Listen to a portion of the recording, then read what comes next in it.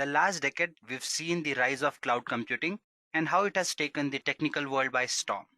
Thus, we see many companies wanting to move their business to cloud and many individuals wanting to make a career in this domain.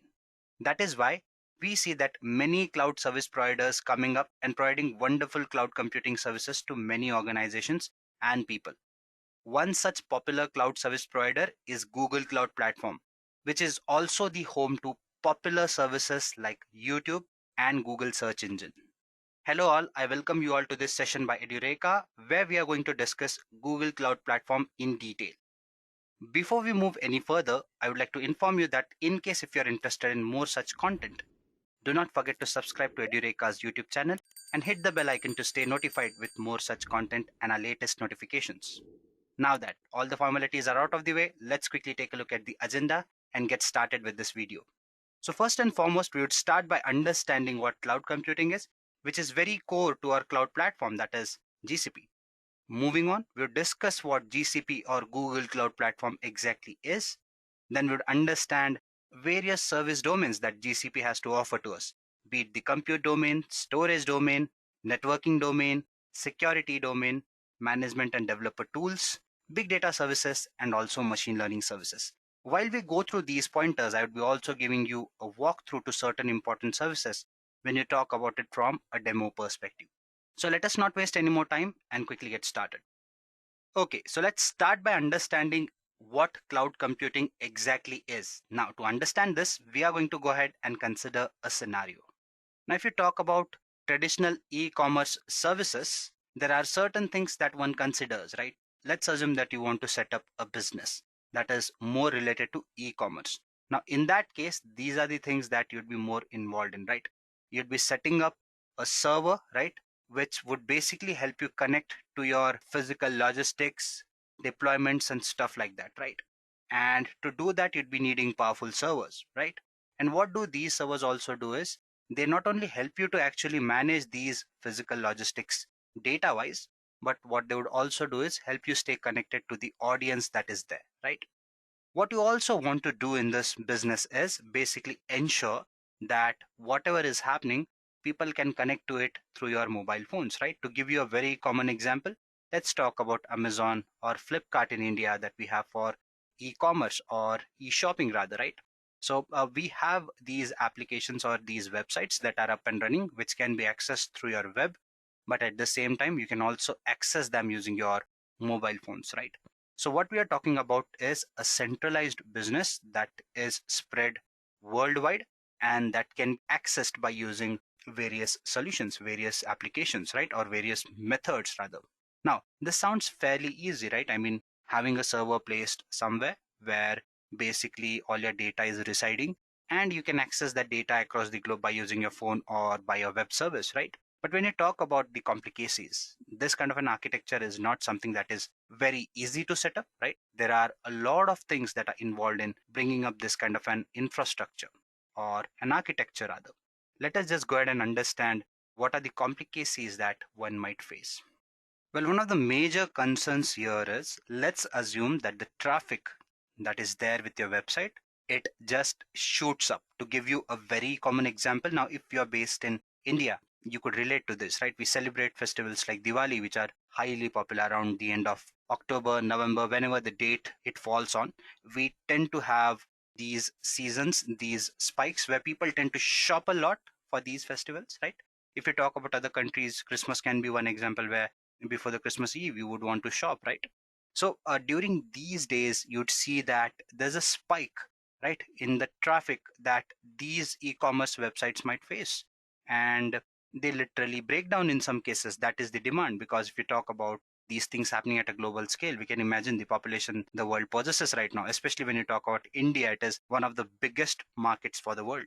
So what that does is let's assume that there's something which is to be celebrated and people want to shop. And if there's a good offer, the server can easily crash. Why? Because the billions of people wanting to basically go ahead and buy that particular product, right? Millions and millions trying to get that product in their hand, basically trying to look through it, browse through it, take a look at the content that is there, right? So that is what is one of the major concerns here. Now you might wonder how. Well, let's take a look at that. So what are the common problems that one could face?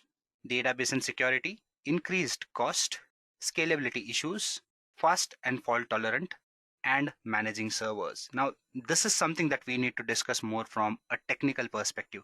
We understood the fact that there are many people trying to shop a particular product. What happens at the back end is basically, let's assume that I have a particular set of servers that is there with me, right? It is adept enough to host a particular amount of traffic. To give you an example, let's assume that my server has a capacity of X petabyte, right? And to which there's a particular amount of compute capacity that I can associate with it. So, say for example, in milliseconds, it processes X number of requests. What happens when this limit exceeds X amount of requests? In that case, there's a high possibility that my server is overburdened. Now, when you set up a server, let me tell you one thing, buying a server is a very costly process. Now, what that means is if you're investing this much money, you either need to have resources that are in abundance to handle all these requests. But let's assume that I take X plus 10 petabytes of storage and some X plus 10 times the computation power, right? But if there's no spike in my traffic, in that case, I'm underutilizing my resources because I've over provisioned. What that means is I would be paying a lot more money because I've just mentioned that servers are very costly. So this is where the problem of plenty comes into picture. Let's assume that I under provision it. I say, okay, there could be a possibility that I might need only these many resources. But when spike like the one that we just discussed arrives, is your system capable enough to handle that traffic? No. Again, there's a problem where you might face downtime, you might face server breakage and all those things, right? So what happens here is server breakage is a wrong term to be used, so forgive me for that. So what happens here is even in case of under preparation, you are losing out on the business that you wanted, right? You're experiencing downtime. So this is the issue with the server. The other part that we discussed is cost, right? I mean, when you talk about buying these huge amount of servers, you're still paying money. If you're buying smaller sizes and you're losing business, you're again losing money, right? Even after investing this much in servers. Apart from that, if you talk about this hardware, right, there are a lot of complications with it. You need people who can maintain and monitor these servers, which again is a very big problem. Now, this is where a platform like Google Cloud Platform comes into picture. This is where cloud computing comes into picture and they solve these issues, right? You have concerns like data security, you have cost concerns. Scalability is one issue, the one that we just discussed, right? Never knowing how much is enough. So if you have a system that can scale to your needs instantly, that is where you can actually set up or solve your scalability concerns. And similarly, you want systems that can handle this huge amount of traffic or lower amount of traffic as well. So as I've mentioned, cloud computing is something that would help you solve this problem. Let's try and see how does cloud computing do that.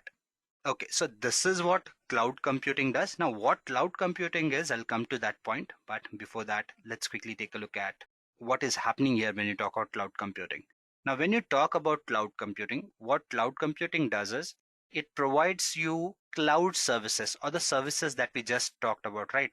Providing you servers, providing you storage, computation, and ensuring that you do not face problems that we discussed. Now, you might wonder, as in, cloud is giving us something that we've already provisioned on ourselves. So how is cloud different? Well, what cloud does is cloud gives you the freedom to choose in what amounts you want to use these resources and accordingly charges or bills you for that. So what cloud computing does is it gives you these services on pay as you go model or on metered usage model. Now, what do I mean by a metered usage model? Now, when I say metered usage, basically we are referring to the fact that you'd be using these resources in particular amounts and for particular duration, and then the cloud will charge you for that duration. So if you talk about cloud computing, you can think of it as a very big space, right, which exists somewhere where you can put forth your data, you can put forth your applications, and they'll provide you with the storage, computation, security, virtual networks, and all that you need. So you can sit at your home or in your company and basically access all your data online by using web services or mobile services, right? So that is what cloud computing does for you. And when I say they let you use these on rental basis, now if you talk about something like Google Cloud Platform, these people have huge set of infrastructures that is already set. What they say is you can come and use our space, our computation, our storage. The fact that we already have all this set up, you don't have to buy it. We'll let you rent it. So you can save a lot of money. You can use it for a duration that you want to, and then you can let go of it, right? So that is why it is a lot more beneficial than setting up your own servers. The fact that you're renting it and the setup is already in place, it is easier to scale up and scale down. And since a cloud platform is taking care of all the managing and monitoring of your services, your issue of looking into this data, looking into servers and all those things is sorted as well. As we go ahead, we'll be discussing these things in a lot more detail. But for now, I believe the gist is clear to you people. Just to simplify things for you, it is similar to consuming electricity. What we do with electricity is we basically have certain suppliers supplying electricity to us. We consume it for a particular duration. And once that electricity, I mean, at the end of the month, when we know that we've consumed these many units, our electricity board sends us a bill saying that, okay, this is what you need to pay because these are the amount of units that you've consumed. So what cloud computing does is it basically provides you services in these manner and also takes care of all the maintenance and other things that are associated with your cloud hosting requirements. So that is what cloud computing is in a nutshell. And thus it solves all the major problems that you've discussed. We have not discussed the database and security part. We'll do that as we go ahead. But for now, I believe the remaining points are clear to you. You can access the data remotely or by using your online services. Your costs are reduced because you're paying on metered usage, right? Dynamically, these servers can scale up and also scale down, and the amount of computation that you can choose and chop from, you have faster and better computation to meet your needs. So that is what cloud computing does in a nutshell. Let's now go ahead and see what else do we have here. So I think we have the definition here. Let's see whatever we just discussed, does this definition do justice to that, right? Or our explanation does justice to the definition that we see on the screen. Cloud computing is the on-demand delivery of compute power, database, storage, applications, and other IT services or resources through a cloud service platform, or as we call it, cloud service provider, right? Via the internet on pay-as-you-go pricing. It is the use of remote servers on the internet to store, manage, process data rather than using a local server or your personal computer to do the same for you. So I believe by now the gist is clear to you people as to what cloud computing is and what all can we achieve by using cloud computing. Let us now go ahead and take a look at what else do we have to cover here. So first and foremost, let's try and understand cloud service models. Now, this is one of the key pointers. For people who know cloud computing, this could be little repetitive, but the reason or the fact that we have many people attending this session who could be new to cloud computing, for them this is very important. The thing is, when you talk about cloud computing, these are more of the pillars, or these are the ways in which these different cloud service providers provide services to their users or consumers. So let us now go ahead and understand these cloud service models before we jump into GCP and understand what GCP is and what all it can do. Okay, so let's try and understand what do these cloud service models mean. Now, when you talk about service models, basically what they're trying to symbolize or basically represent is the fact that every cloud service vendor, in this case, something like GCP, Azure, or AWS, these are all cloud service providers, right? So when you talk about these cloud service providers, they have a particular way in which they provide these services to the users. So as a user, there are certain requirements that you may have, right? There could be certain users who say that what I want is I want a basic infrastructure, right? Where you help me plan or set up my networking, my storage, my server, and virtualization requirements, right? That is, you give me the basic hardware or the bottom line that I need, right? You give me everything related to networking. How do I store my data? You take care of the servers that are there and also manage the virtualization. Okay, we'll understand what virtualization is. Or just to give you a gist, basically virtualization is nothing but it is an ability to set up multiple images or a feel of multiple devices on a single setup. Something like that. Say, for example, running two operating systems on a single base system. That is what virtualization is. So you get a feel of running both the systems parallelly. So that is what virtualization does. So what certain customers might want is they might want their vendors to take care of these things. And what they say is, in turn, I want to control, like I want to decide what kind of operating machine or operating system I want to run on top of my hardware, right? Similarly, what middleware I want to use through which my OS can communicate with my applications, right? And then I can create my own applications there, put my data there, and start running my business, right? This kind of an architecture or a service model is called as infrastructure as a service, right? So here, the basic infrastructure as a user is given to you on a platter, and you decide what kind of applications, middleware, runtime, operating systems you want to use on top of it, right? Similarly, the other approach that you see here is PaaS or platform as a service. So by the name, it is clear by now that here the entire platform is provided to you, right? The basic 4 pointers that we covered, like the networking, the storage, servers, virtualization is taken care as it is done in the infrastructure as a service module, right? But what it also helps you, or what the vendor also manages here, is operating system, your middleware, your runtime. What you only manage here is the data and applications. Now you might wonder, why would people have such requirements, right?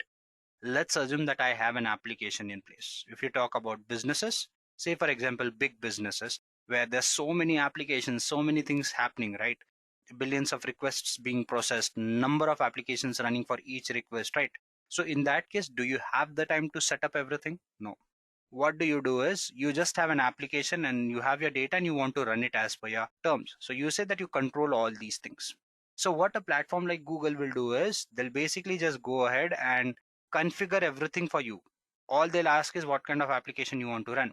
Okay, so accordingly, this is the basic setup that you need, and they'll set up everything that you need. So you just put your applications or build your applications there and put your data on top of it. So that is what platform as a service is. And then finally, you have software as a service. Now, when you talk about software as a service, this is where everything is taken care by the vendor. All you do is you just consume the data. Right, let me give an example for these things to you people. Let's assume that if you talk about a cloud platform like AWS or GCP, where you can launch virtual machines. In those virtual machines, the basic setup is done by the vendor. All the operating systems, choosing what kind of virtual machine you want and all those things is taken care by you. So it's an example of infrastructure as a service. PaaS. Now, when you talk about platform like Google Cloud Platform, right? Again, it provides you something like compute engine, or rather you have your application engine, not the compute engine. You have your application engine or app engine where the entire application is set up for you. All you do is you can choose what code GitHub repository you want to import. Similarly, when you talk about AWS, you have something called as Elastic Beanstalk, which works on similar lines.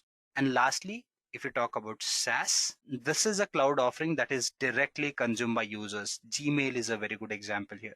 In Gmail, you just open the web app, type your email, and send it. You do not worry about how the application is being managed, who is managing it, what operating system it runs on, and stuff like that. Your only concern is consuming that little bit of data that you want to, right? So that is what software as a service is, right? To give you another analogy here, I know it's getting stretched, but I believe this is a very important concept. So let's do that. If you talk about another example, let's assume that pizza consumption is our example or our concern in this case. Now, when you talk about pizza, if you want to make it, right, what you'll do is you'll buy everything, your dough, basically all the stuff that you need, right, your toppings and all those things. You'll go home, you'll use your own stuff that is there, right? You have your basic infrastructure in place, your gas, all those things, or cylinder, whatever it is. You'll cook your pizza on top of it, your oven, whatever it is, you'll cook your pizza there, right? And then you'll use your own utensils and consume it, right? This is something like IaaS. Pass is like ordering your food, right? So somebody else will prepare pizza for you. They'll just send it to you. You'll just bring it home, right? Use your plates and stuff, put it there and start eating it. Something like your pass. Okay. And when you talk about SaaS, it's more of going out and eating. You'll just visit that place and everything else is served to you on your platter, right? The plates are there, the food is there, cooking is there, service is there. All you do is you consume it, right? So that is what software as a service is. So I believe the analogy is clear to you people and you have a better understanding of what cloud service providers are. So, yep, by now we've known what cloud computing is, why do we need it, and we've also understood what are different cloud service models. Let's now go ahead and talk about some other bits. So When you talk about cloud computing, right, this is not a monopolist or monopoly based market. We have various cloud service providers that are there in the market that provide services in different domains, right? You have something like Amazon Web Services, Microsoft Azure, which hold a very large market share in the public cloud. Now, we've not discussed what deployment models are, but with time, I'll throw some light on that as well.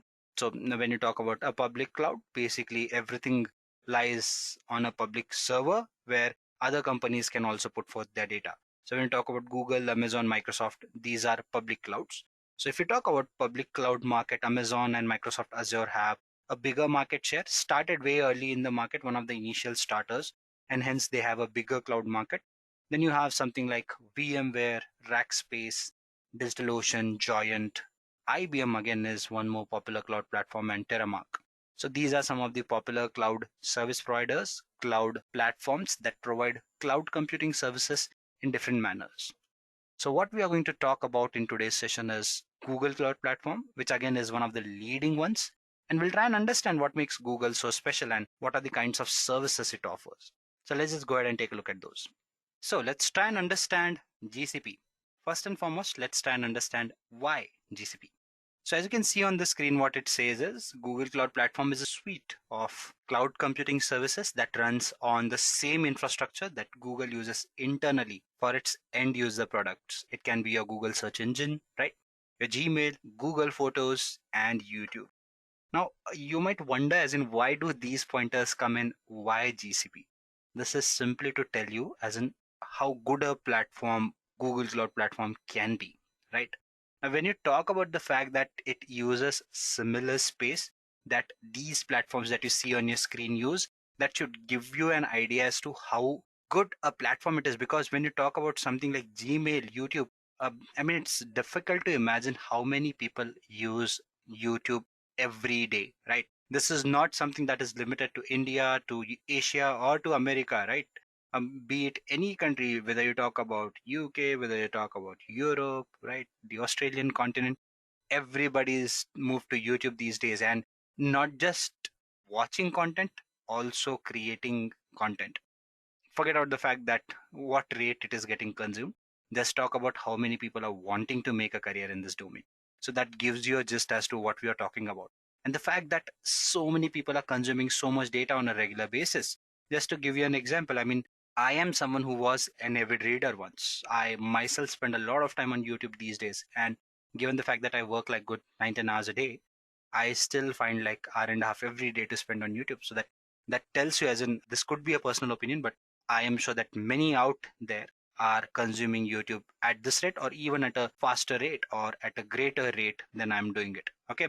Apart from that, whether you talk about Gmail, right? Talk about Google Docs, Sheet, right? It's very hard to imagine a day where you do not open your Google Suite or Google Suite rather for basically going ahead and consuming either a doc, an Excel file, or something like that. This again tells you how many people use it. This is all official talk that we are doing. Let's assume Google Maps, right? Google Photos, where all our phones back up our data mostly, right? Similarly, Maps. So what this tells is the amount of data that these people deal with is very huge. And the fact that Google or these things work seamlessly, I mean, it is very rare to see that YouTube has a breakage or basically YouTube server is down. We don't see that, right? So that tells you that the efficiency with which these platforms are handled and maintained, and where are these things put forth, where are these things handled and maintained, they happen on Google Cloud Platform. And that is why we see that Google Cloud Platform is one of the best in the market. There are many other reasons. We'll discuss that when we talk about the benefits part, but that's for the further slides.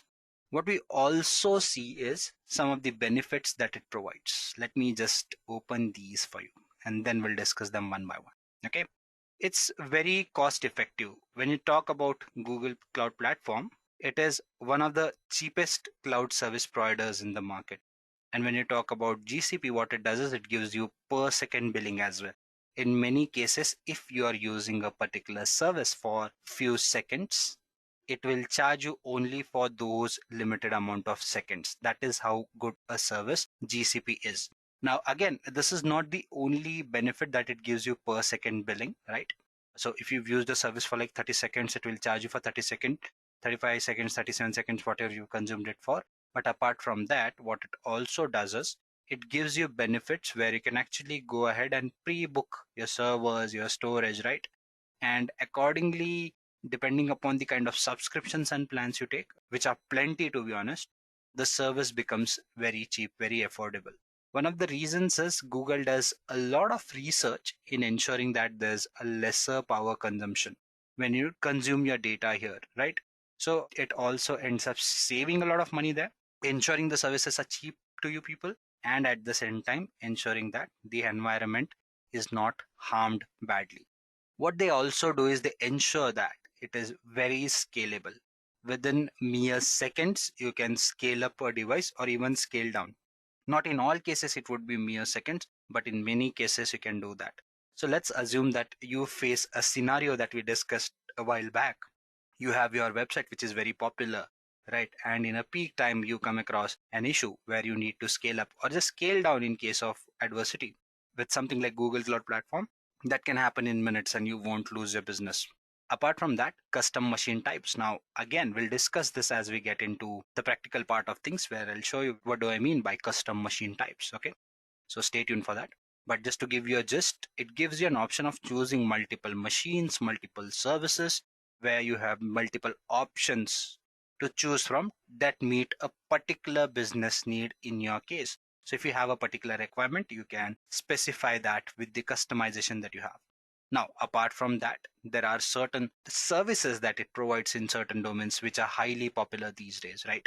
Now, as you can see, there's Internet of Things, and also on the right hand side, you'll see big data analytics, cloud AI, right? Serverless computing. Now, if you talk about IoT, big data, or cloud AI, now AI and big data is something that is very popular. And if you talk about last 5 years, there's everyone who's wanting to make a career in this domain. I've seen people from various backgrounds curious if they can actually go ahead and make a career here. And there are people who've actually been from other domains and who are distraught for the fact that they cannot actually move to that domain. So that tells you how popular these domains are. So what GCP does is it is something that amalgamates everything that is there, right? It's not just about hosting applications, hosting servers, right? It gives you services that lets you process data on top of cloud. And this is where something like artificial intelligence and big data can be implemented on top of GCP or Google Cloud Platform. IoT, that is Internet of Things, which helps you connect various devices using internet, right? That actually helps you in data sharing, knowledge sharing, is something that can be simplified by using Google Cloud Platform again, right? API platforms and ecosystems. So what GCP does is it provides you APIs, which can basically help you tinker with the applications that you have, find different ways to communicate with the applications globally. And that is why it is so good. And serverless computing, something that we'll discuss as we move further. Now, when you talk about serverless computing, what serverless computing does is it basically helps you focus on your business where you do not have to worry about the servers. Basically, your service provider manages the servers end to end. All you do is you basically run certain set of scripts that are run only when an event is triggered, and then your server gets running, which you do not have to control, and your data is fetched, and the application then again halts until you make the next request. Now you'll understand why this is so important as we move further. But for now, this is what serverless computing is, where you get a feel as if there are no servers that actually exist. Okay, so these are some of the reasons, benefits as to why GCP is a very good or a popular platform that it is today, does reside to exist, right? So that is why GCP is very important and it finds its place amongst the top cloud service providers. Let's now go ahead and talk about the other pointers that we have on our plate. So what is GCP, right? So we've discussed certain set of pointers. GCP is something that supports those claims, right? Google Cloud Platform is a suite of cloud computing services and management tools offered by Google, right? Alongside a set of management tools, it provides series of modular cloud services, including your computing, data storage, data analytics, and machine learning. So guys, when you talk about these cloud service providers like AWS, GCP, Microsoft Azure, these provide plenty of services, almost close to 100 services when you talk about GCP, and if you talk about Azure and AWS, the services are more, but let's not discuss that. That's not the point of our discussion. So what GCP does is it classifies its services into certain domains, and then you can actually go ahead and choose and chop amongst these services, as in what do you want to use and how do you want to use it. We'll come to that when we get into the demo part and when we start discussing the different services that you saw in the agenda part. But again, let's wait for that to unfold. Meanwhile, let's just go ahead and take a look at the other pointers. Okay. By now, I believe the definition of GCP is clear to you people. It's nothing but an extension of cloud computing practices. We discussed what is cloud computing, and that is what GCP does. It helps you implement, or it is one of the service providers that lets you basically implement your application hosting management and all those things. Let's try and understand GCP a little more. So let's now go ahead and take a look at a use case and let's see how Google Cloud Platform helps many customers across the globe. What we are going to do is we are going to take a look at a specific use case. So when you talk about this use case, Twitter, as we all know, is a highly popular tweeting platform, or rather social media platform would be a better word for this, right? So Twitter is not new to anyone. We all often read in news, right, that someone tweeted this, some paparazzi basically said this on Twitter. This is what the Twitter uproar has been about a particular case and stuff like that. So Twitter easily is one of those platforms where people share their opinions, right, to a very great extent, right? Why? Because it has a very huge customer base, just like Facebook, Instagram. If you talk about Twitter, it is one of those platforms where people put out their statuses, people talk to people, people put out their opinions, right? What this also means is this huge number of people who are actually on Twitter are also an audience for the company, that is for Twitter, right? So what Twitter does is Twitter also runs various ads, various campaigns on their platform, which many companies pay millions and billions for those particular ads, for those particular events. Now, if you talk about these ads and these events, as I've mentioned, the audience is huge here. The number of ads that are run are plenty. And when I say plenty, we are potentially talking about billions of engagement events that happen on Twitter. And when you talk about these billions of events, what these billions of events do is basically they affect hundreds of downstreams which different people use, right? If something is happening there, that event might be downstreamed somewhere else. Somebody else is showing it to somebody else, right? So the amount of people interacting here is huge. And not just that, when you talk about this platform, when these people interact, there's a lot of data that is being generated. Something that could be very important to Twitter and also to the customers that want these ads to be run, right? So what Twitter does is it has set up its own platform. Now this platform, basically what it does is it has various channel pipelines that collects data in various different metrics, and then they have various tools like your dashboards and stuff, right? Which basically give these metrics to the concerned users or to the ad runners or customers rather.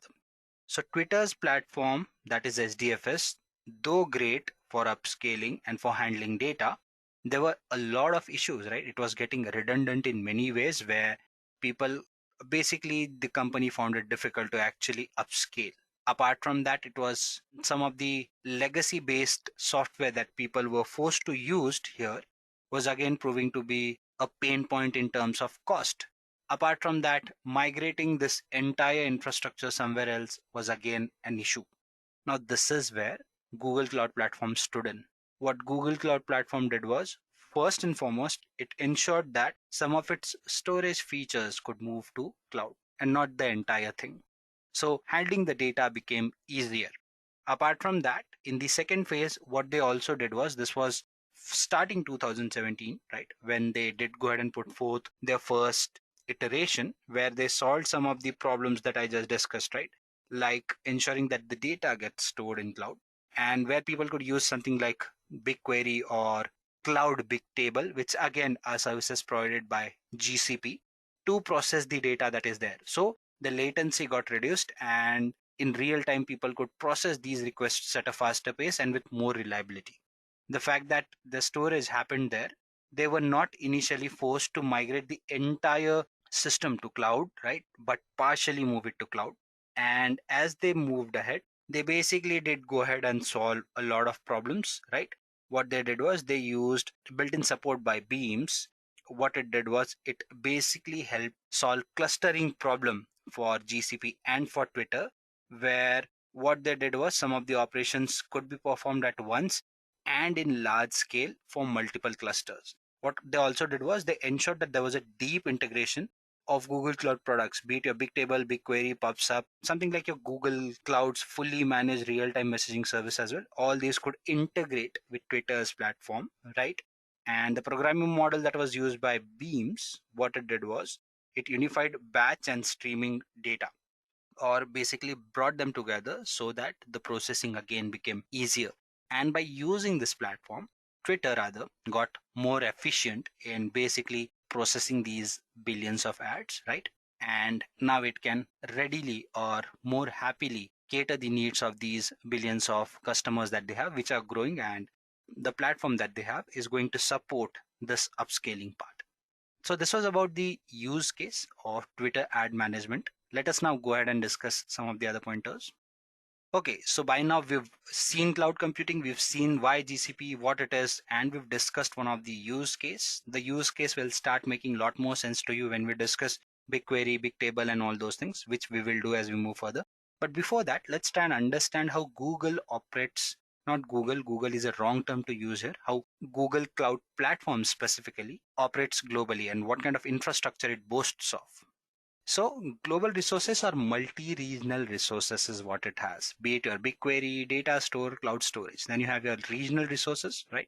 App Engine instance, and you have your zonal resource like your VM instance and disk. Now, let me explain what these things are. Okay. So basically, when you talk about an infrastructure, what GCP does is it basically gives you zones, right? And regions. Now, when you talk about your zones are nothing but your servers that you put forth.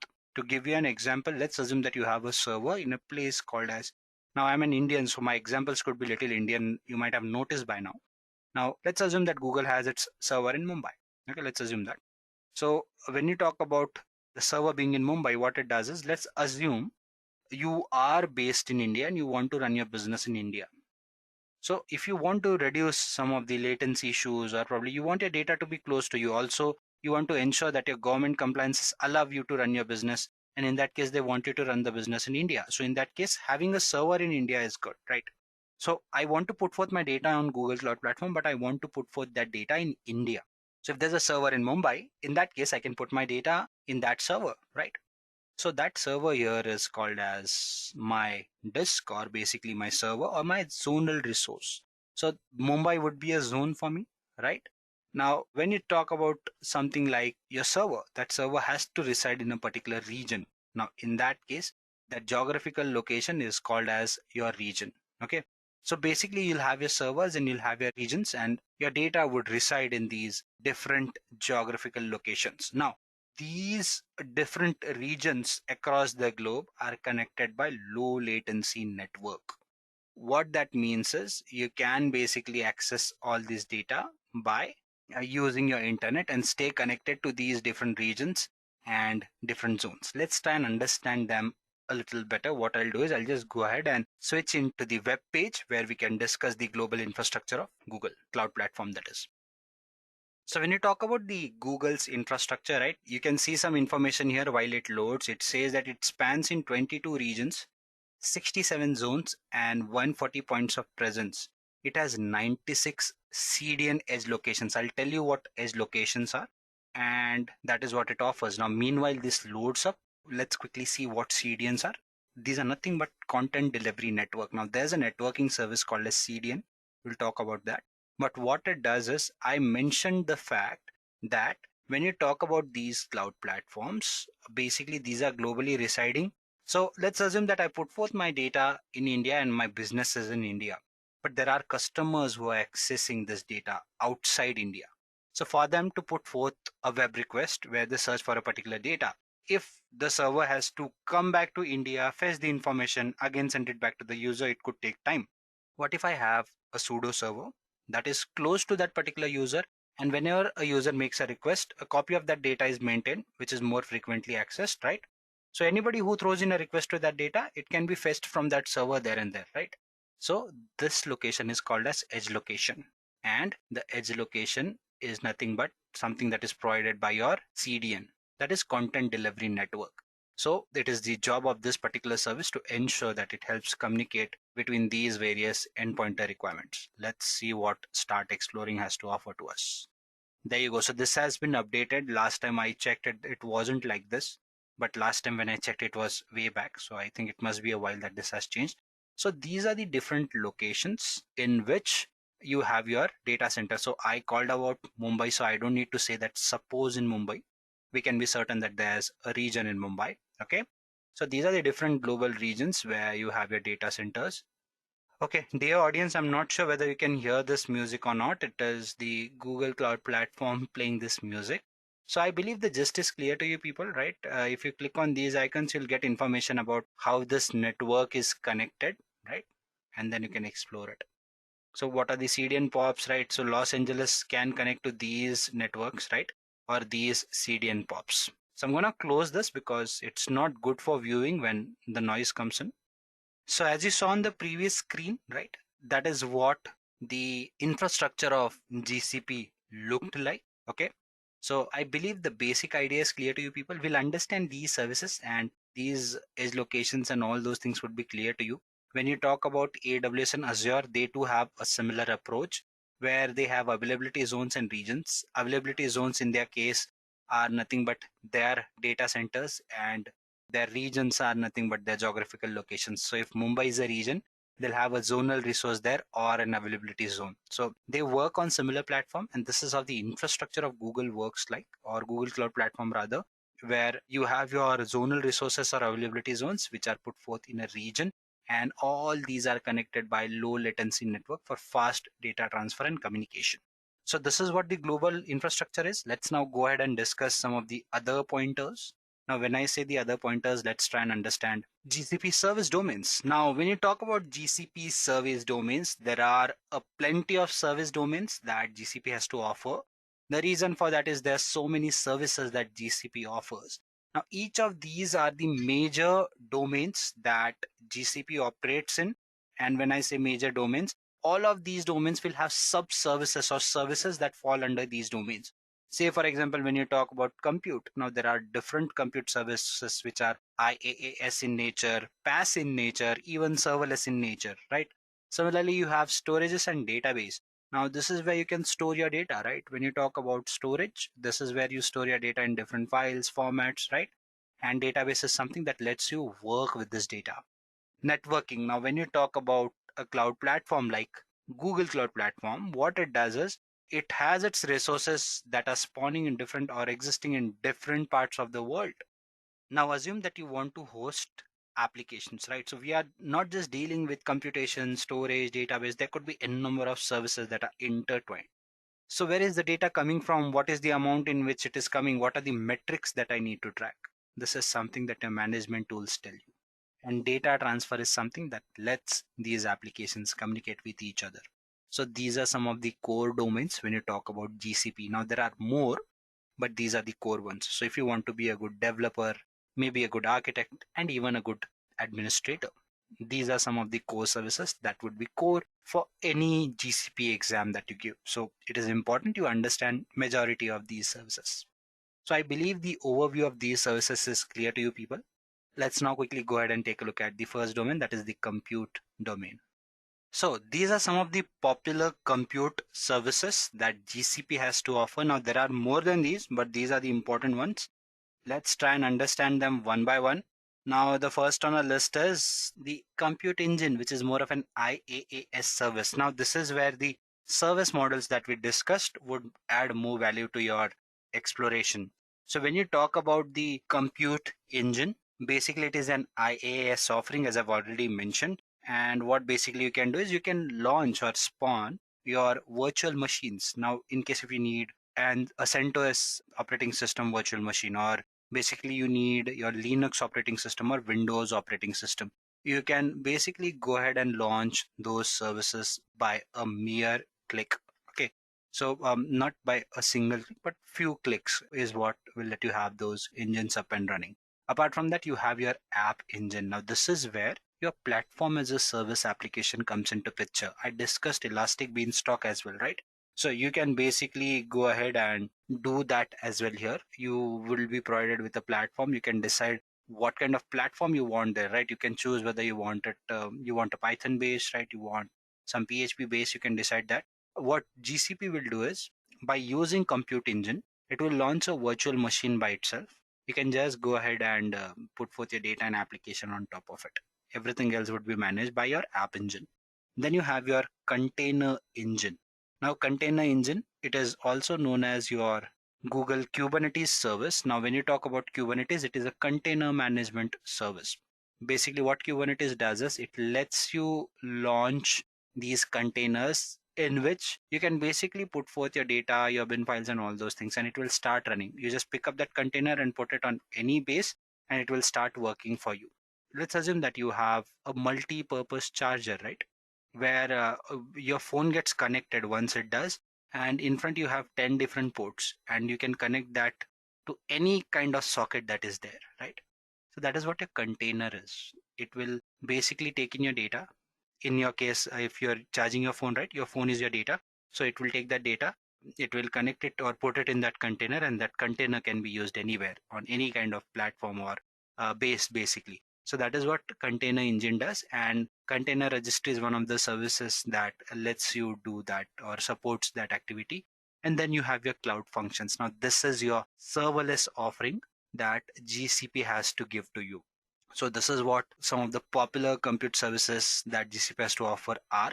Let's now go ahead and get into the demo part. We've been talking for an hour almost. So let's just go ahead and see how the GCP compute services pan out, how they work.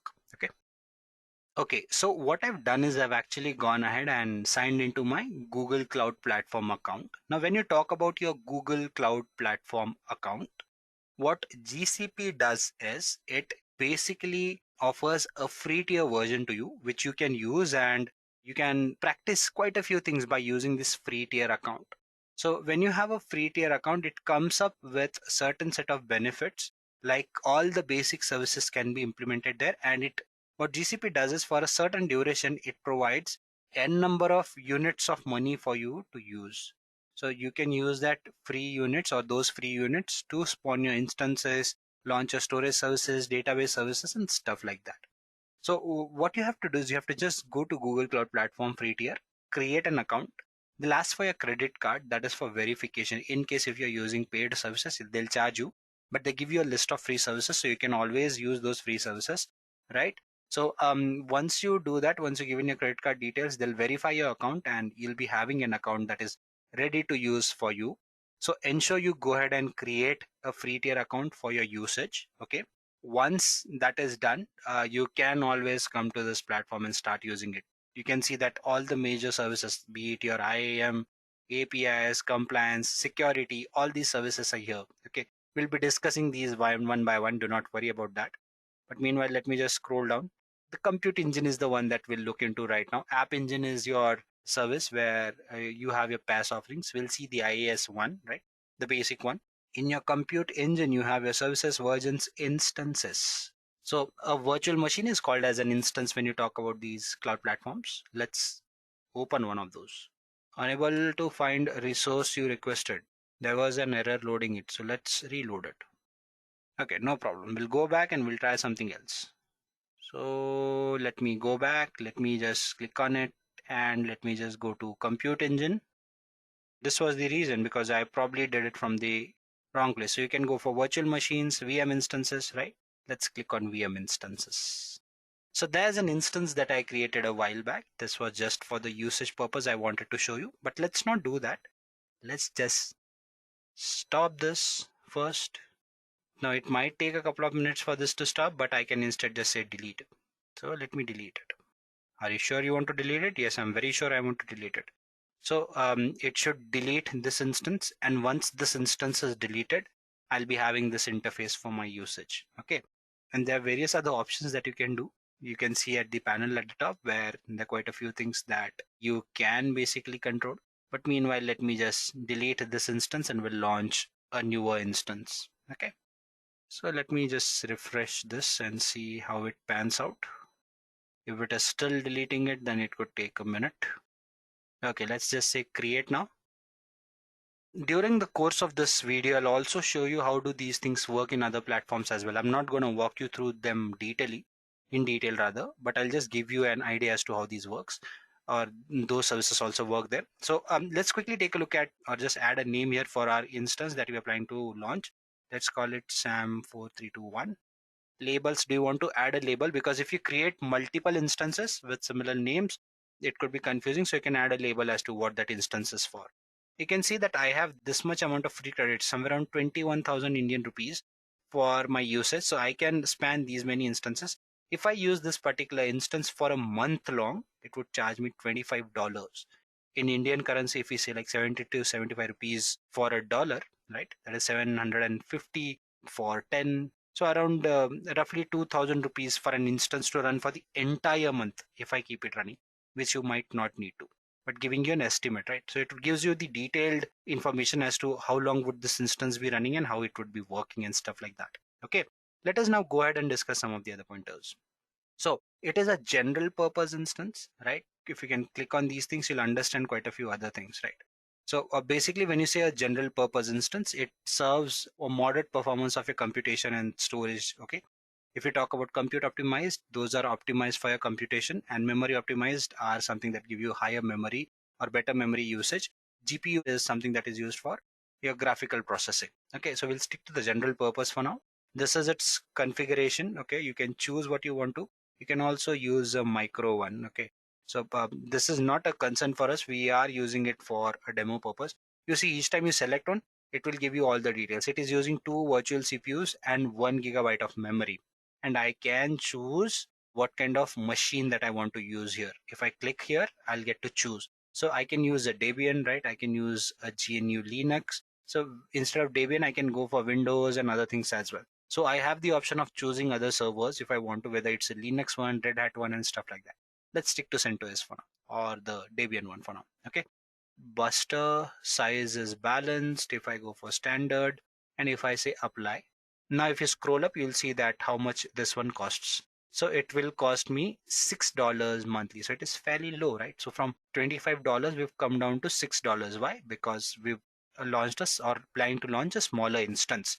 So these are the things that we can configure. If you go ahead, you have other things to configure as well. Okay, or you can stick to the basic ones if you want to. Let's just go ahead and say create one.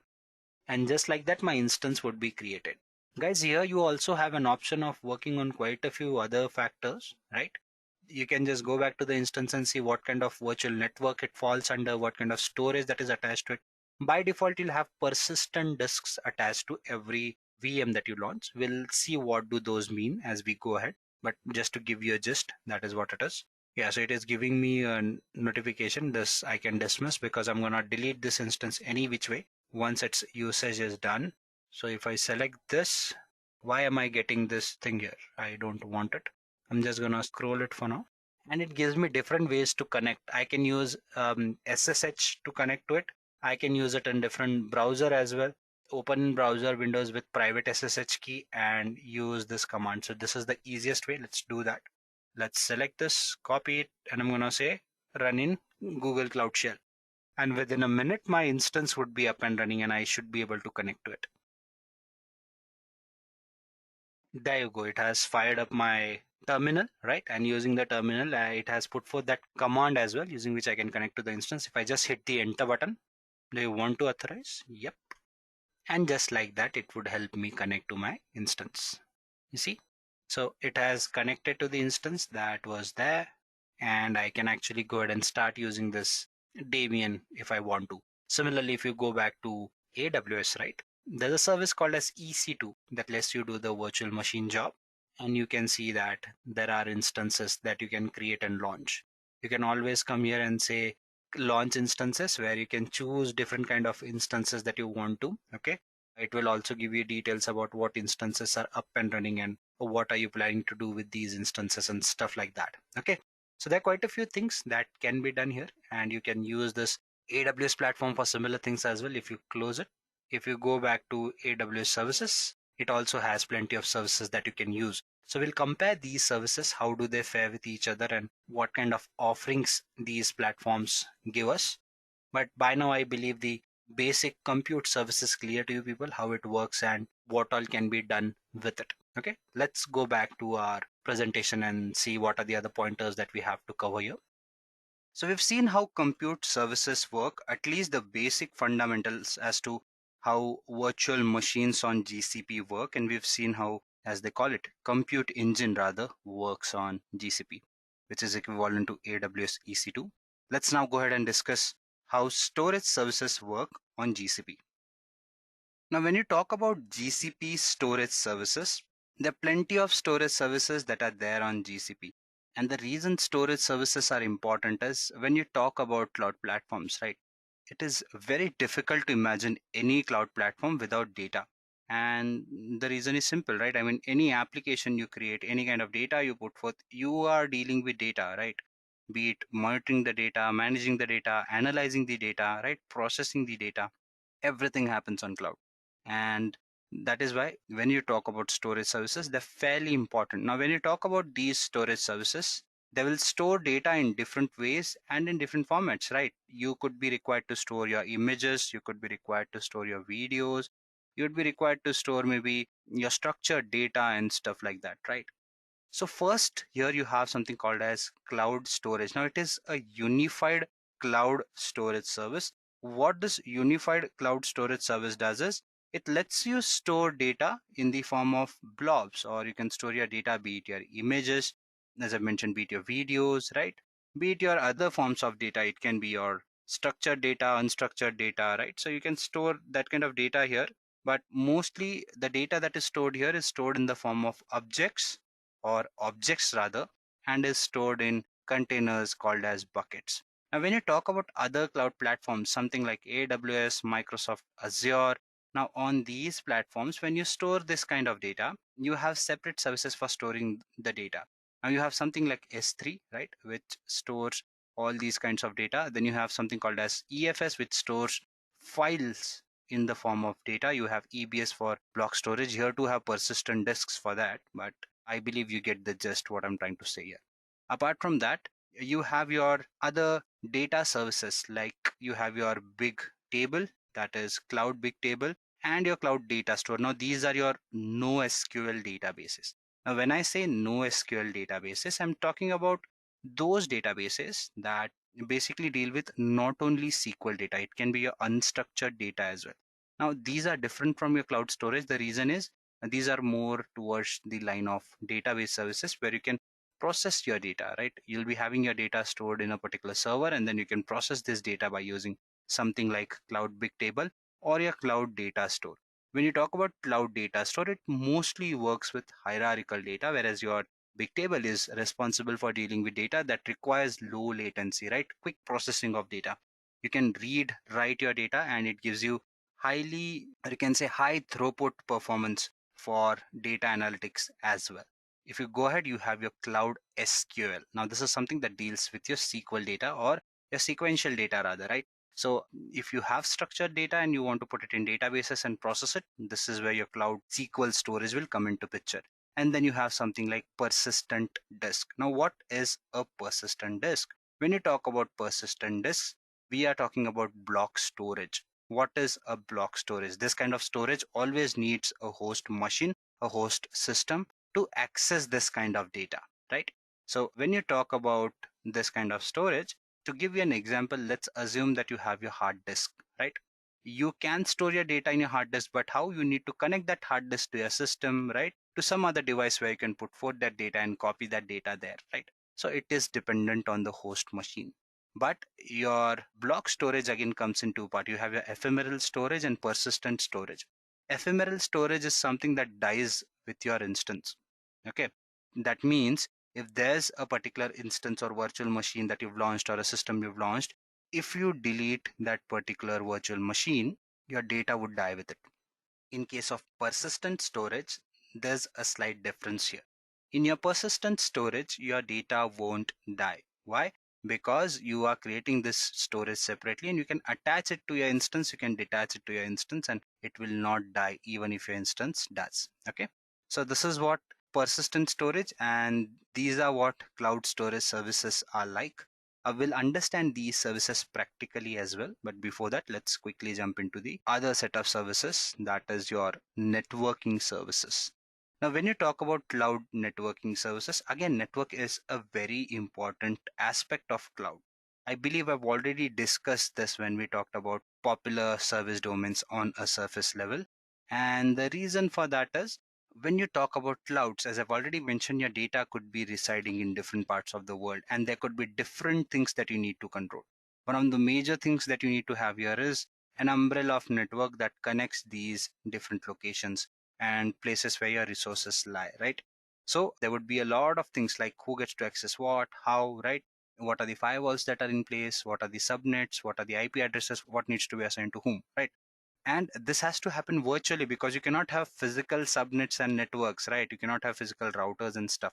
Yes, there would be some physical routers, but all this network is basically connected over a virtual umbrella. And that is why you need these virtual network services that GCP offers, in this case of Google Cloud Platform, right? So let's try and understand them, as in what are these and what all can you do with it.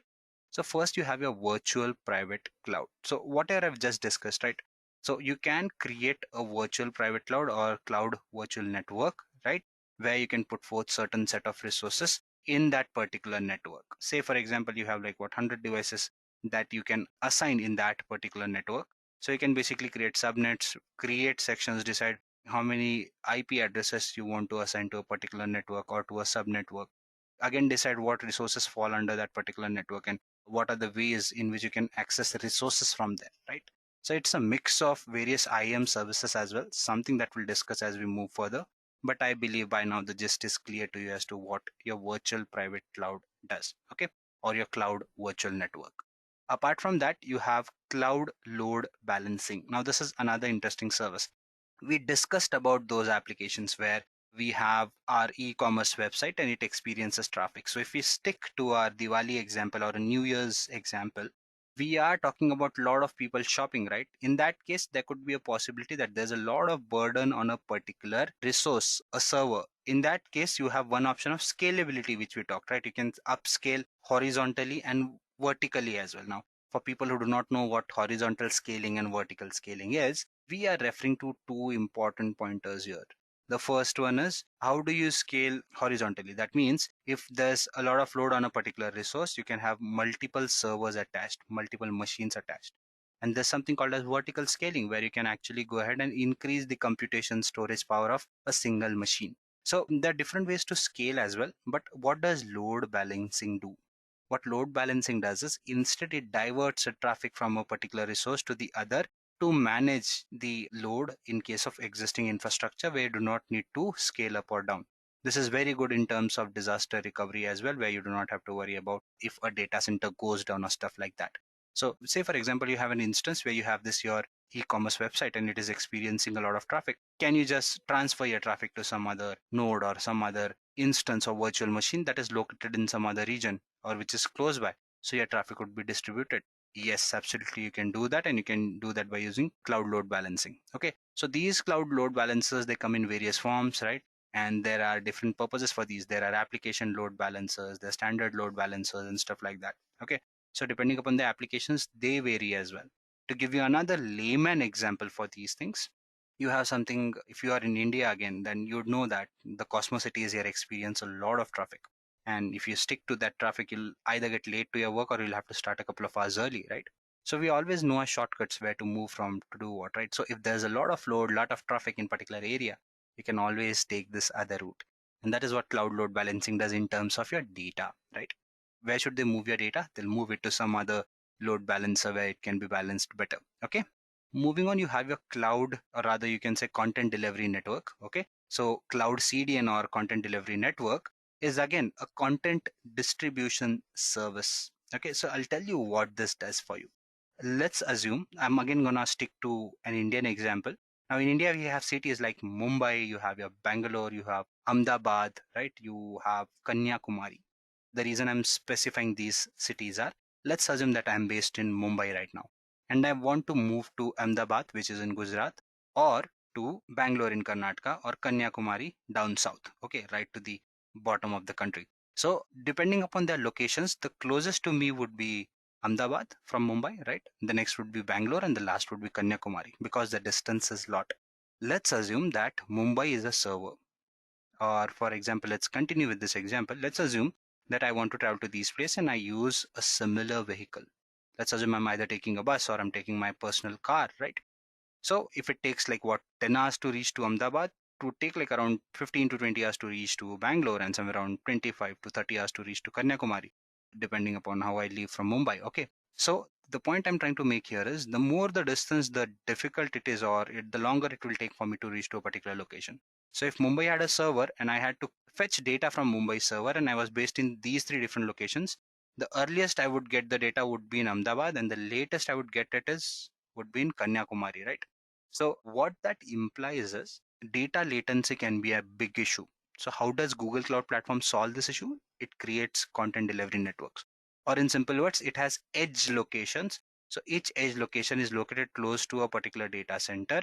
What they do is they fetch the frequently accessed data from the server and cache it there in that particular edge location. So that way, whenever if I am trying to access this data, let's assume from Kanyakumari, and if it has been cached there, I would be accessing this data at a faster rate because the distance would be minimized, thus resulting in low latency results. So this is what content delivery network does. And then you have your cloud domain name service. Now, for people who do not know what domain name service is, let's assume that we all use website like Amazon, right? Or maybe our Google search engine. So we put in an address there, right? The address can be something like www.amazon.com, right? So this is an address which is easier for you to understand in a layman language, right? Similar to if I have to visit to my friend's place, right? I'll be looking at the address that is given, maybe flat number X, road number X, area number X, and something like that, right?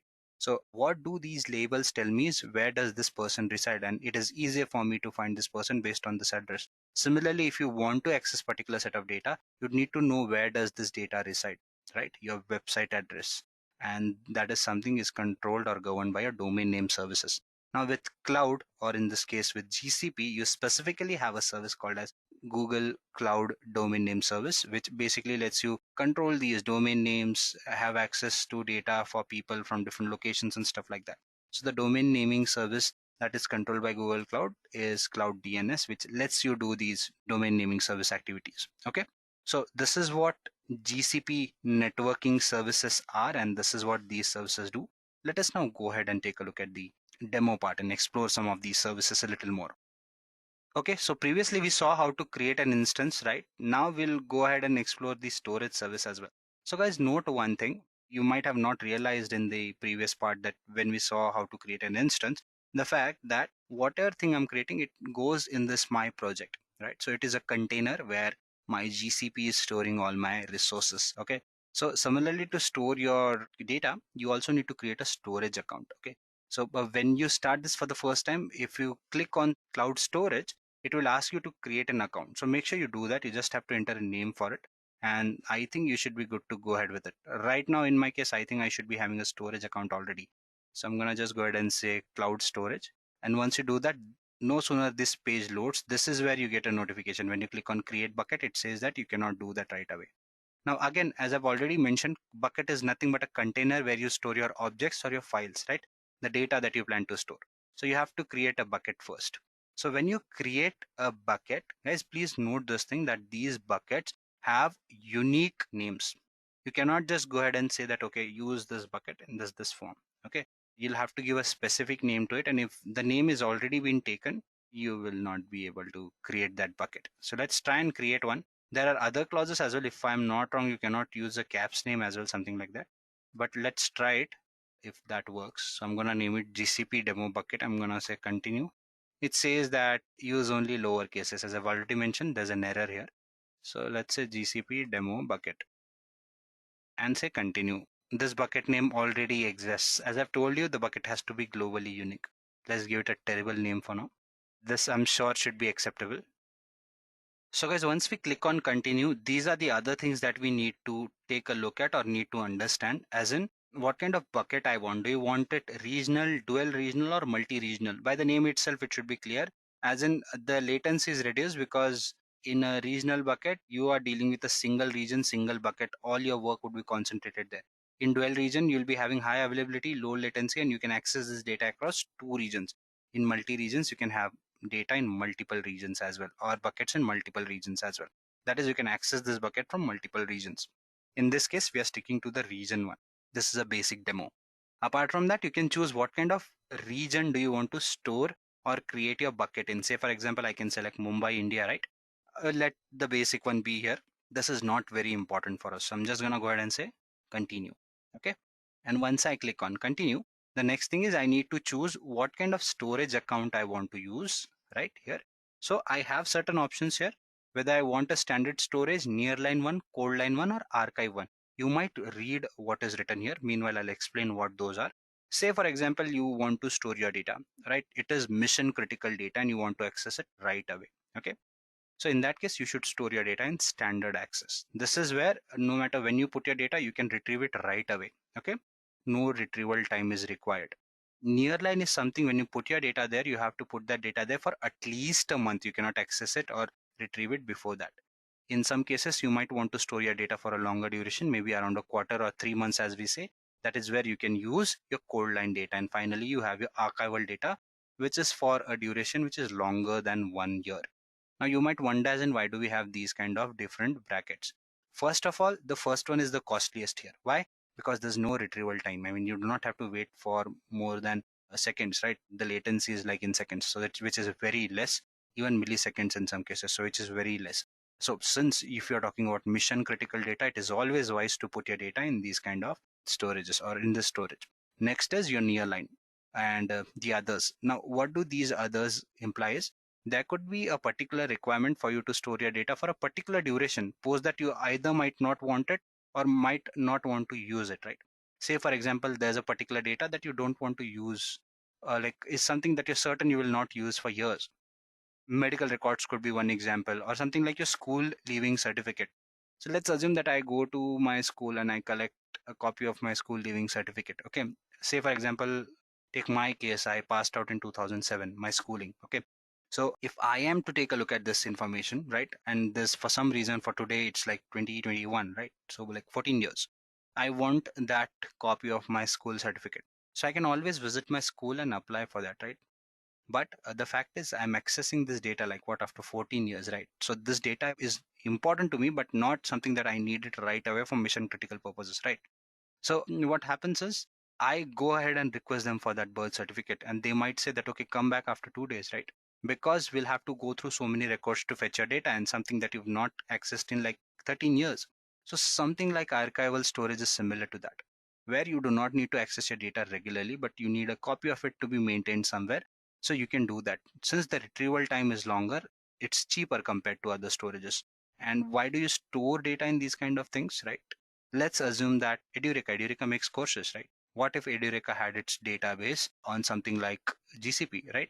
In that case, if I had to store a particular copy of my course, which I do not use regularly, I might put that copy in a cold storage or archival storage, which I do not access frequently, right? So the data would be there, but it would not cost me a lot. But what if there's a course that I do not access at all and I put it in standard storage? Now it is being charged very heavily. I'm being charged very heavily for that, but it's of no use, right? So that is what these different storage systems talk about. Okay, I hope that is clear to you.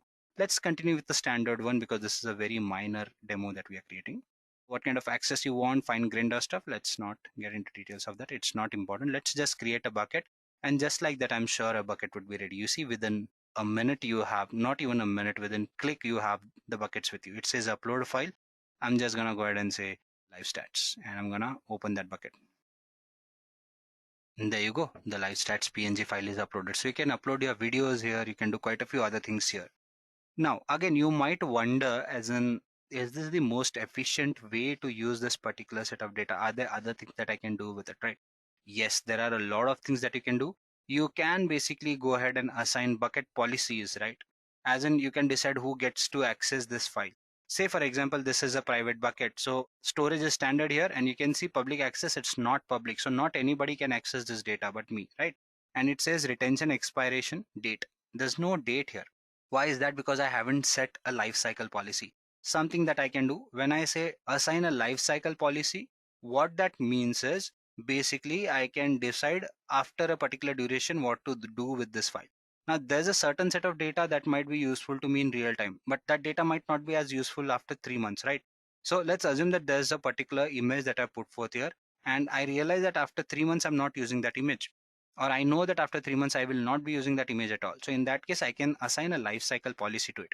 I can say that in that life cycle policy, I can say that okay, for 3 months, let it be in standard storage. Post that, either move it to cold line or nearline, or directly move it to archival, because I might not be accessing that file for that longer duration any further. In case if I feel that I'm just not going to access that again, I can just set an expiry date and it would be deleted and garbage collected by GCP. Okay. So that is what your life cycle policies let you do. The other things that you can do, you can delete your content here, download it, right? You can upload your files and do other things as well. So that this is what your bucket or your Google Cloud Storage lets you do.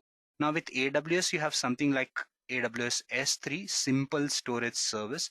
I'll show you what that is, but when I discuss the IAM part, that is when I'll show you, because I want to also talk about multi-factor authentication and stuff like that. So meanwhile, you can wait for it. Okay. So this is what these buckets or these storage services do for you. So I hope this is clear to you.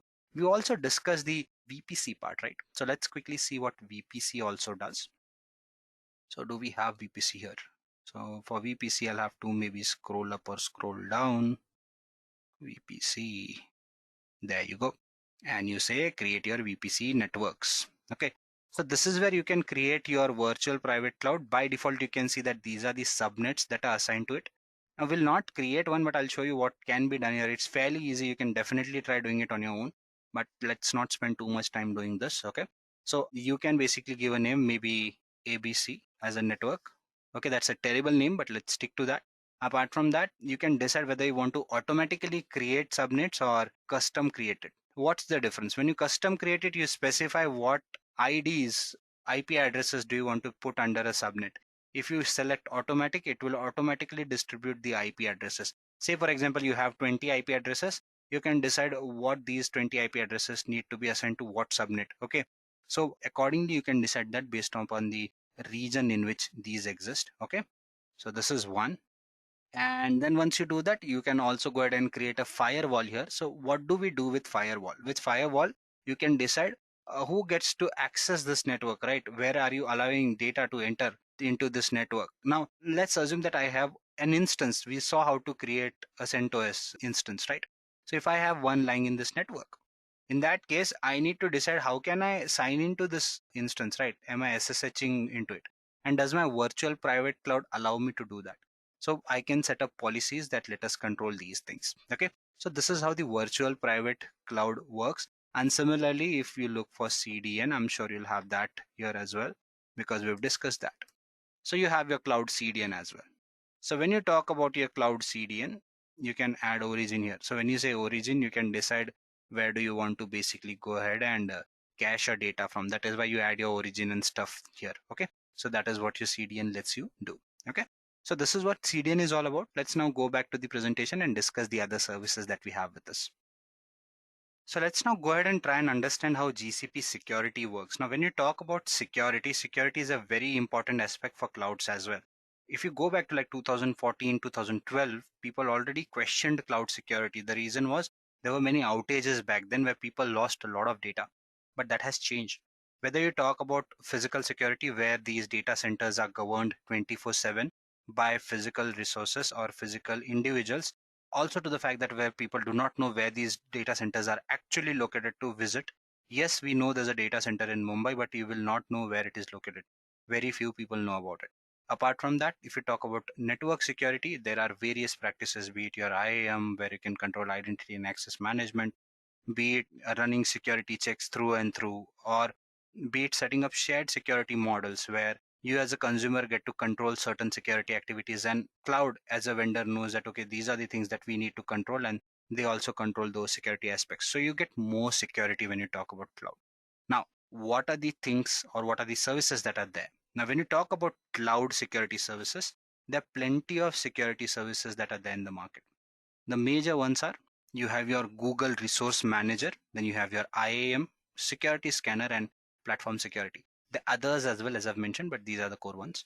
If you talk about the Cloud Resource Manager. What a Cloud Resource Manager does is it lets you set up a structure, right? We've talked about that your projects hold all your resources. So it's a similar structuring that we are talking about. Since you put all your resources in a structure, it becomes easier for you to decide who gets to access what, and more importantly, how. Okay. Now this is where your IAM also comes into picture. What IAM does is basically IAM ensures that you as a user gets to control who gets to access what and how. So we'll see this in the demo part. I basically have some IAM users through which I can access my AWS account, which is very similar in Google Cloud Platform as well. I'll show you how that works. Okay. So basically, when you talk about Cloud IAM, what it does is it helps you create users to start with. So I can create, say, for example, 10 users for 10 different people. So I have an organization where I want these 10 different people to do different things. So I'll be creating 10 different accounts so that when these people access the cloud, they get to access this cloud from their account, and I can decide how much access to give to which individual, right? I as an admin, I have entire control, but others I can decide who gets to access what, right? To give you another example, let's assume that you have a set of developers who might be needing access to all the developer tools and activities that concern it. Next is your analytics team who needs access to more management tools and not the developer tools. So I can set up two groups, right? I can create two groups. This is another concept where you can create groups. And in these groups, I can decide who gets to access what in that group, and accordingly create users and put them in that user group. So basically they get to access only those resources first, right?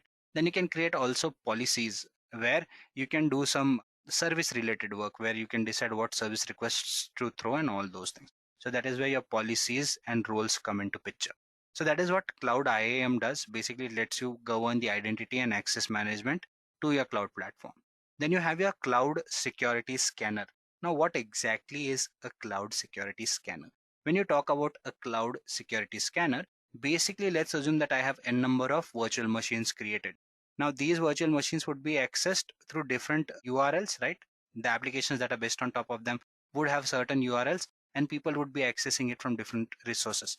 What Cloud Scanner does is it basically scans or crawls through all the links, all the websites and applications that are being accessed, and checks for security. When you talk about Google Cloud Platform security, on the other hand, it is a more generalized version which controls security on top of Google Cloud Platform. So this is what, or these are what the security services on Google Cloud Platform let you do. Okay. And what they are exactly. Let's now go ahead and understand something else, and then we'll probably again jump back into the demo part. So you have the management and developer tools. Instead, what I will do, guys, is I'll just go ahead and discuss all these services at a stretch, and then we'll explore them in the practical part of things. Okay. So let's try and understand the management and developer tools as well. Now, when you talk about the management and developer tools, management tools are something that let you govern all the management activities that are there on your cloud, right? So say, for example, you have your monitoring and logging services. So I don't know whether you checked it when I opened my GCP. There was a dashboard there. So it is something that can be created by using your monitoring and logging services. So I'll show you once we get into the demo part. So that is where you'll get data about all those logs, all the requests that you've made, right? All the services that you've launched and their CPU utilization and stuff like that. Apart from that, you have other services like your Cloud Shell, Cloud APIs, right? These let you control your applications more programmatically through command line interfaces where you can actually go ahead and code and then access these resources. Apart from that, you have your Cloud Console, which limits or reduces the amount of coding that you need to do in order to access these resources. And then you have your Cloud APIs, which basically, again, I believe I already discussed that, so let's not get into that. But APIs and CLIs, that is what they let you do, or Cloud Shell, that is what they let you do. Mobile Cloud App lets you basically monitor your data using your mobile applications that you can connect on your phone by using your Google Cloud.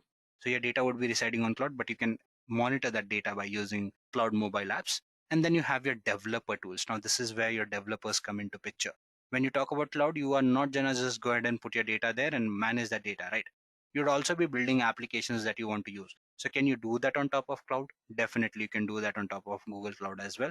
You have something called as Google SDKs, then you have your deployment manager, and you have your Google Cloud source repositories. So SDKs is something that lets you control your software development toolkits on top of cloud, and deployment manager is something that lets you control your container applications on top of Google Cloud. In terms of cloud source repositories, it is something that basically lets you have a version control device on top of cloud.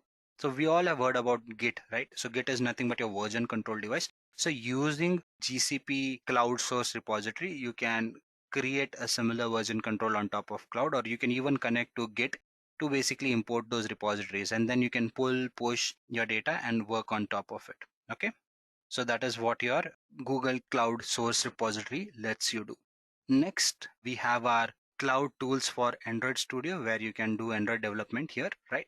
And then there are other application based tools as well. Something for your PowerShell implementation. You have tools for Visual Studio and plugin for Eclipse and other test labs as well. So that is what your developer tools let you do. Okay. So this is how the development and management tools on cloud work. Let's now go ahead and discuss some of the other tools as well. Then you have your big data services on top of cloud. Now, what do your big data services on cloud do? Okay. So there are plenty of services here. You have your BigQuery, you have your Dataproc, PubSub, you have your Dataflow, Data Lab, Genomics, and a number of other services. Now, BigQuery is nothing but a data warehouse that basically lets you analyze your data and process data at a very low latency. Dataproc is again another service that lets you deal with your Apache server, Apache Hadoop kind of infrastructures. Now, when you talk about big data, right, we are talking about Hadoop infrastructure. This is where we are talking about unstructured data being handled. And one of the easiest way to put your data there is by using something like a Hadoop ecosystem and by using Spark that lets you stream process data at a very quick rate. So that is where your Dataproc service comes into picture. It basically lets you manage these kind of data on top of your cloud and basically lets you manage your big data activities on top of cloud. Then you have your PubSub and Dataflow. Now these are your streaming services. So if you've heard of something like Kafka, that lets you do publish your data and basically lets you to subscribe to other topics as well. Say for example, you use Gmail, right? On Gmail, what we do, basically we have certain emails that we've subscribed to and we get them regularly, right? You can decide to unsubscribe as well. So when you talk about streaming data, if you want certain topics to be subscribed to, you can do that by using PubSub and Dataflow. So Dataflow does not let you subscribe, but it works on handling streaming data rather. And then you have your Genomics and Data Lab. Data Lab again is a tool that handles big data for you, and Genomics is something that lets you work with research kind of data. Now, what do I mean by research kind of data? Now, I'm referring to that data that basically lets you deal with something like COVID that we had in 2019, right? Suppose that there were many people wanting to research on genomic data, the DNAs and stuff, right? To understand how did this virus evolve. So that kind of study falls under life sciences. And if you are a group of people who want to do it, you can do that on cloud. All your basic infrastructure and underlying aspects will be controlled by Google Cloud Platform. All you worry about is how do you work around that piece of data, that set of data. Moving on, you have something like your GCP machine learning services. Now, when you talk about GCP machine learning services, we are referring to practicing machine learning on top of GCP cloud.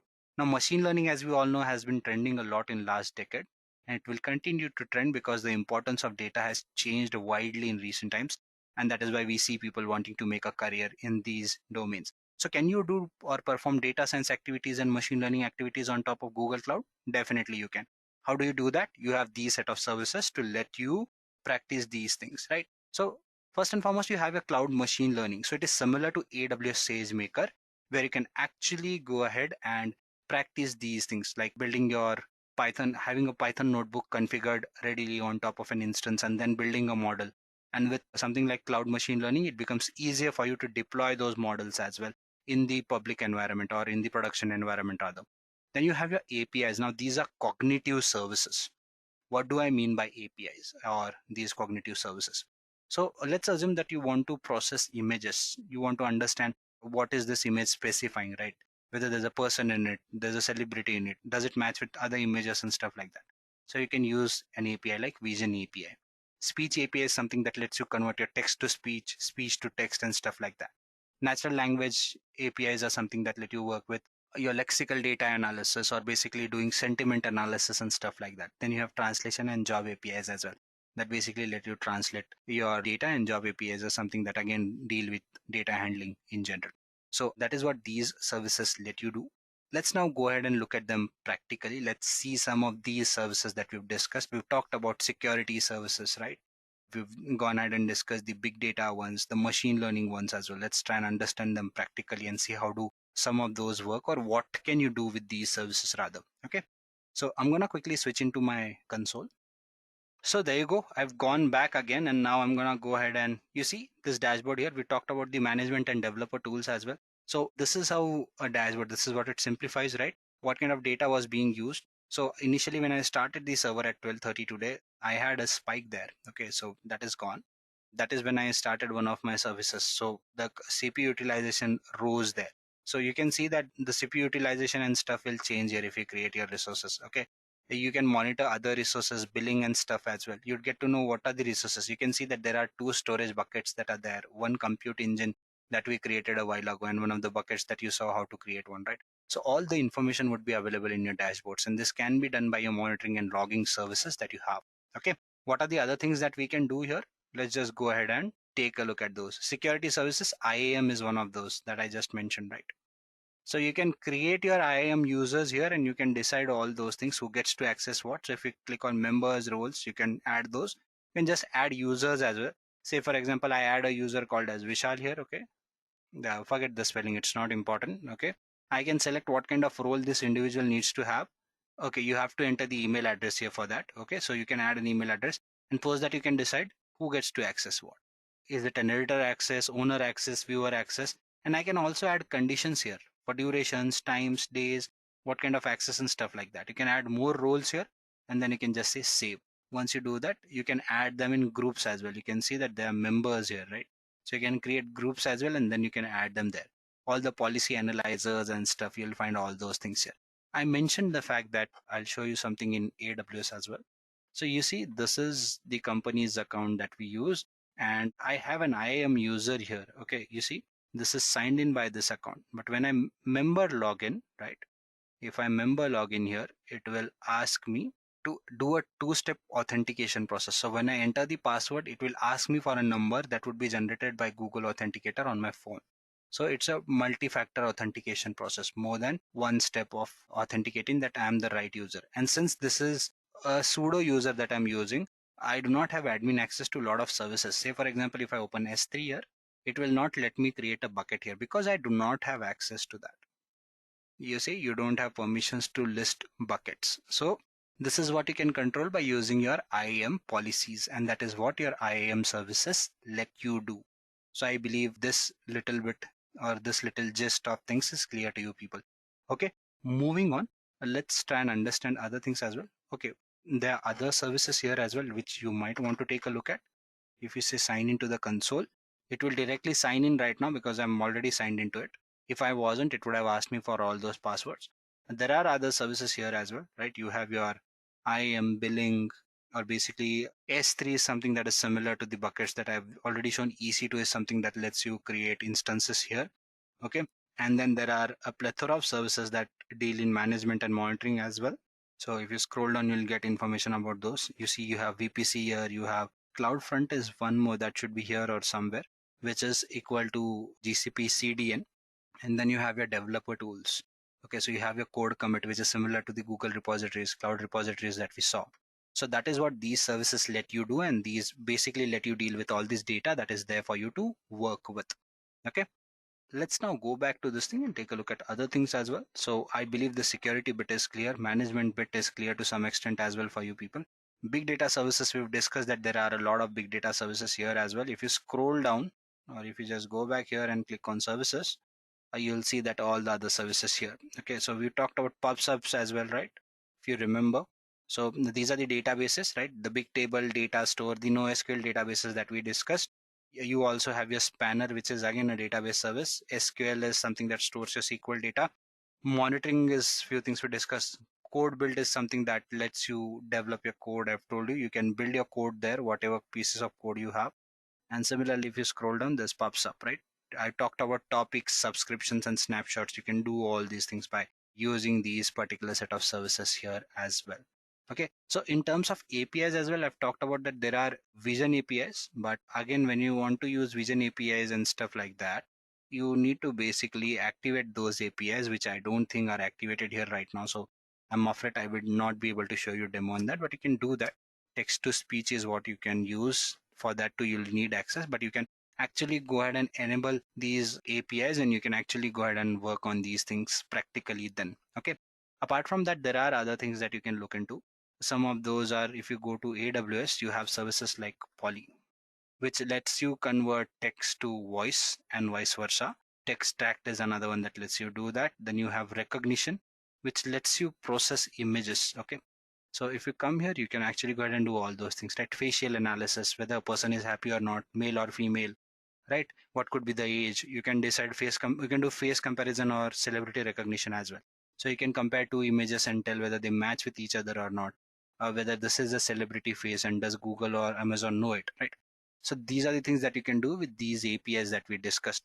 So these are few things that you need to look into. There are quite a few things that you can actually express when you talk about, or explore rather, when you talk about Google Cloud. What I will also do is, as we move further in future content, I will ensure that we come up with videos that talk about these services in detail, and where we'll focus more on each of these services individually. This being a tutorial video, I had to cover a lot of content here, so we could not discuss all those in detail. But in future, definitely we'll come up with more individual videos that talk about this content or those services in particular in detail. As far as this session goes, I believe we've reached its time, and I would be ending this session here.